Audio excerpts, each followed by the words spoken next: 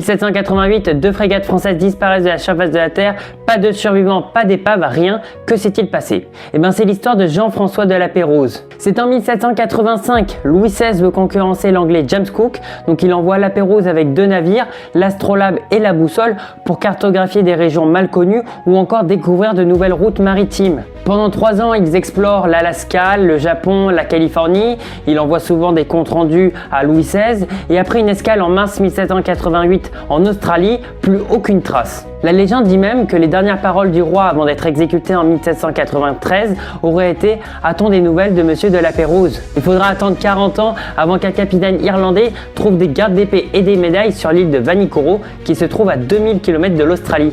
Le verdict, un violent cyclone aurait ravagé les 2 bateaux. D'abord, il y a l'Astrolabe qui coule rapidement et la Boussole qui est échouée sur l'île de Vanikoro.